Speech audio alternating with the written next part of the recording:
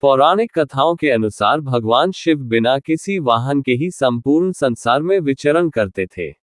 एक दिन जब वह पृथ्वी पर विहार कर रहे थे, तो यम ने उन्हें देखा। उनके मन में यह बात आई कि वह भोलेनाथ के वाहन बन जाएं। लेकिन यह इतना सहज नहीं था। तो उन्होंने शिव को प्रसन्न करने के लिए कठिन तप किया।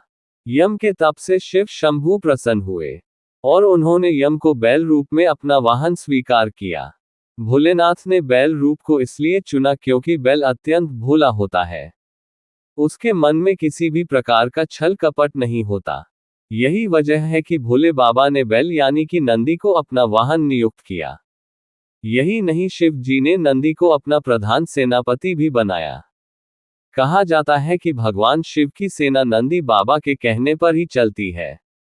पौराणिक कथाओं के अनुसार पुरातन काल में एक शिलाद नाम के एक ऋषि हुए, जो कि पूर्ण रूप से प्रभु की पूजा में लीन रहने लगे थे। ऐसे में परिवार के लोगों को उनके वंश की चिंता हुई। ये परेशानी लेकर सभी उनके पास पहुंचे और गृहस्थ जीवन में वापस आने का निवेदन किया। हालांकि वह नहीं माने, लेकिन उन्होंने जन्म मृत्यु से परे संतान प्राप्ति के लिए देवराज इंद्र की पूजा की। इंद्र प्रसन्न हुए तो लेकिन ऐसी संतान का आशीर्वाद देने में असमर्थता जाहिर की। जब इंद्रदेव से इच्छा मुताबिक संतान प्राप्ति का आशीर्वाद नहीं मिला, तो शिलाद मुनि ने भगवान शिव की पूजा की। उनके कठोर तप से शिव अत्यंत प्रसन्न हुए और स्वयं उनकी संतान के रूप में जन्म लेने की बात कही। कथा मिलती है कि एक दिन शिलाद मुनि खेत जोत रहे थे। तब उसी भूमि पर उन्हें एक बालक मिला।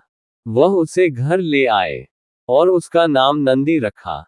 भगवान भोलेनाथ ने मित्र और वरुण नाम के दो मुनियों को नंदी के पास भेजा। उन्होंने नंदी को बताया कि वह अल्पायु है। ये सुनकर नंदी बाबा वन में चले गए और महादेव की पूजा अर्चना करने लगे। उनकी पूजा से भोलेनाथ प्रसन्न हुए और नंदी को मृत्यु भय से मुक्त अजर अमर होने का आशीर्वाद दिया। इसके अलावा गणों के अधिपति के रूप में भी नियुक्त किया। कथा मिलती है कि जब असुरों और देवताओं के बीच समुद्र मंथन चल रहा था और उसमें से विष निकला था, तो उसे शिव ने धारण किया था। लेकिन विषपान के दौरान कुछ बूंदें जमीन पर गिर गई थी और उन्हें नंदी ने अपनी जीभ से चाट लिया था। नंदी के इस भाव पर भोले अत्यंत प्रसन्न हुए। इसके बाद भगवान ने नंदी को अपने सबसे बड़े भक्त की उपाधि दी। साथ ही उन्होंने कहा कि जो शक्तियां उनकी हैं वह नंदी की भी हैं। भोलेनाथ की कृपा पाने को ज्ञान स्वरूप तप और विष की बूंदे को चाटने की पवित्रता नंदी बाबा की महिमा को और भी बढ़ा देती है। भोले बाबा ने नंदी को यह आशीर्वाद दिया था कि उनकी पूजा से पहले नंदी की पूजा की जाएगी। यही वजह है कि हर शिवालय में नंदी बाबा की मूर्ति जरूर होती है। यही नहीं, ये भी मान्यता है कि यदि आपको भोलेनाथ से कुछ मांगना है, तो आपको नंदी बाबा के कानों में सच्ची श्रद्धा, पवित्रता और अटूट निष्ठा से अपनी बात कह देनी है। वह भोलेनाथ तक जरूर अर्जी पहुंचा देते हैं। यही नहीं, शिवजी भी मुराद पूरी कर देते हैं।